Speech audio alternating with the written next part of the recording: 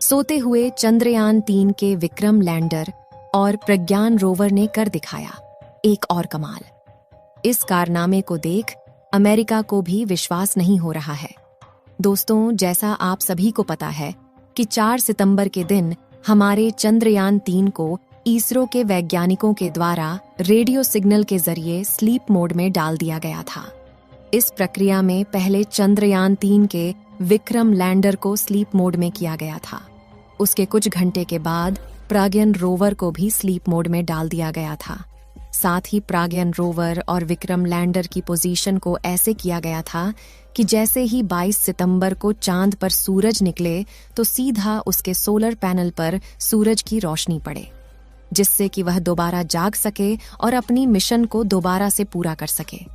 लेकिन फिर भी सोते हुए चंद्रयान-3 ने एक ऐसा कमाल कर दिखाया है जिसे देख दुनिया भर के वैज्ञानिक तंग रह गए हैं और उन्हें चंद्रयान-3 के कारनामों पर यकीन नहीं हो रहा है। चंद्रयान-3 ने ऐसा कौन सा कारनामा किया है, इसे जानने के लिए वीडियो के अंत तक अवश्य बने रहे। इसरो के वैज्ञानिकों ने विक्रम लैंडर को स्लीप मोड में डालने से पहले एक और कमाल कर दिखाया था, जिसमें चंद्रयान-3 के विक्रम लैंडर के चारों थ्रस्टर्स यानी इंजन को चालू करके इसे 30 से 40 सेंटीमीटर ऊपर की तरफ उठाया जाता है और उसके बाद इसके स्थान को चेंज करके इसे दूसरी जगह पर लैंड कराया जाता है। आपको जानकारी के लिए बता दें कि चंद्रयान-3 के लैंडर को दोबारा से उड़ने के लिए नहीं बनाया गया था। इसका मकसद केवल एक बार चांद की सतह पर सॉफ्ट लैंडिंग करना था, उसके बाद वहां पर जानकारियां जुटाकर और साथ ही प्रज्ञान रोवर की जानकारी को धरती तक सफलतापूर्वक पहुंचाना था। दोस्तों, यह भारत के लिए एक ऐतिहासिक जीत थी, क्योंकि ऐसा इतिहास में किसी भी देश ने नहीं किया था। जबकि हमारे भारत देश के होनहार वैज्ञानिकों ने चंद्रयान के लैंडर को कुछ मीटर की ऊंचाई पर ऊपर की ओर उड़ाया और फिर उसके जगह को चेंज करके दूसरी जगह पर उसकी लैंडिंग सफलतापूर्वक कराई गई। आपको बता दें कि हमारे चंद्रयान के प्रज्ञान रोवर ने चांद की धरती पर ऑक्सीजन को भी खोज लिया है। चांद की धरती पर ऑक्सीजन का पाया जाना किसी खजाने से कम नहीं है, क्योंकि आपको पता ही होगा कि मानव जीवन के लिए ऑक्सीजन कितना ज्यादा उपयोगी है। हालांकि चंद्रयान-3 चांद पर हाइड्रोजन की खोज नहीं कर पाया, जबकि इसके साथ साथ और भी कई सारे तत्वों की खोज किया है, जिनमें sulphur, aluminium, calcium, iron, chromium, manganese और सिलिकॉन शामिल हैं। दोस्तों, चंद्रयान ने चांद पर पहली बार सल्फर की खोज किया है। इससे पहले किसी भी देश ने चांद की धरती पर सल्फर की खोज नहीं की थी। चांद पर सल्फर का पाया जाना भी काफी ज्यादा महत्वपूर्ण है, क्योंकि इसे भविष्य में मंगल मिशन के लिए ईंधन के रूप में इस्तेमाल किया जा सकेगा। लेकिन इसी बीच अमेरिका देश को यकीन नहीं हो रहा था कि भारत ने चांद पर चंद्रयान को भेजा है या फिर केवल एक मनगढ़ंत कहानी है।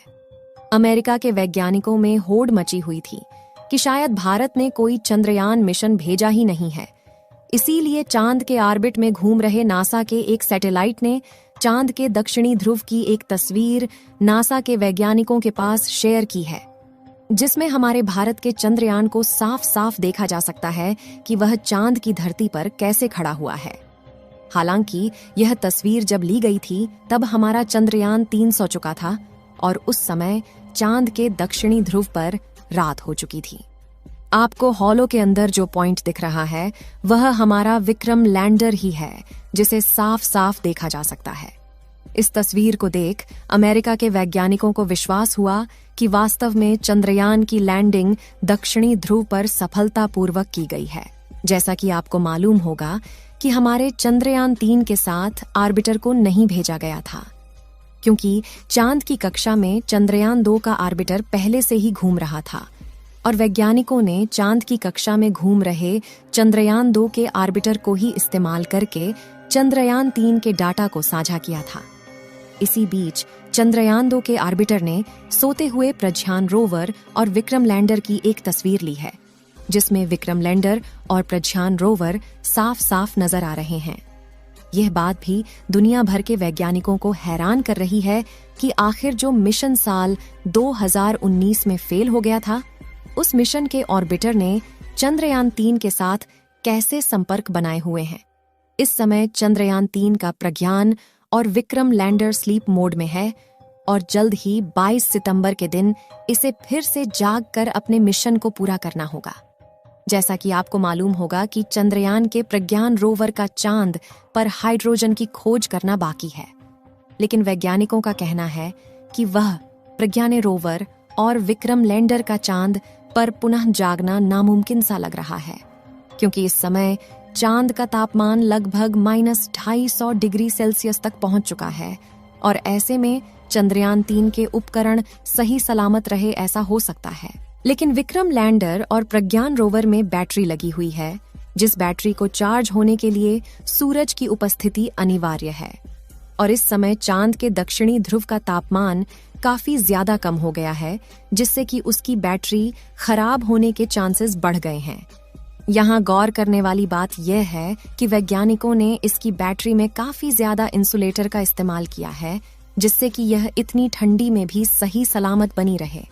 लेकिन -250 डिग्री सेल्सियस की ठंडी को झेल पाना इतना भी आसान नहीं है। लेकिन फिर भी हमारे प्रज्ञान रोवर और विक्रम लैंडर की बैटरी सही सलामत रहती है तो पुनः चांद पर एक्सपेरिमेंट को शुरू किया जाएगा और इस बार हाइड्रोजन की तलाश की जाएगी।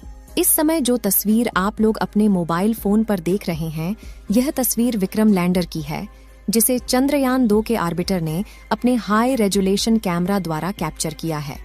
आपको बता दें कि यह तस्वीर उस समय की है जब चांद पर रात का अंधेरा छा रहा था। इसमें आप देख रहे हैं कि चांद की सतह अंधेरा होने के कारण कैसे चमकदार दिखाई दे रही है। जिस समय चंद्रयान का प्रज्ञान रोवर अपने एक्सपेरिमेंट को कर रहा था, तो उस समय चांद का तापमान 20 से 35 डिग्री सेल्सियस के बीच था। ऐसी में भी प्रज्ञान रोवर को जितना समय मिल पाया, उन्होंने इतने समय में कुछ तत्वों की खोज की और वहां के टेम्परेचर की जानकारी को वैज्ञानिकों तक भेजा था और साथ ही वहां के प्लाज्मा रेडिएशन के बारे में भी स्टडी करके विक्रम लैंडर ने जानकारी दी थी। अब चांद के दक्षिणी ध्रुव पर 22 सितंबर के दिन सूरज उगेगा और सूरज की पहली किरण पड़ने के बाद प्रज्ञान रोवर और विक्रम लैंडर जाग उठेगा। विक्रम लैंडर और प्रज्ञान रोवर के सारे आउटपुट सिग्नल को ब्लॉक कर दिया गया है। केवल विक्रम लैंडर के इनपुट सिग्नल को चालू रखा गया है, ताकि जब 22 सितंबर के दिन चांद पर सुबह हो तो वैज्ञानिकों के द्वारा रेडियो सिग्नल के जरिए दोबारा से चंद्रयान को जगाया जा सके। और अगर विक्रम लैंडर सही सलामत रहा तो रेडियो सिग्नल का जवाब वापस धरती तक आएगा। इस वीडियो को यहीं पर खत्म करते हैं।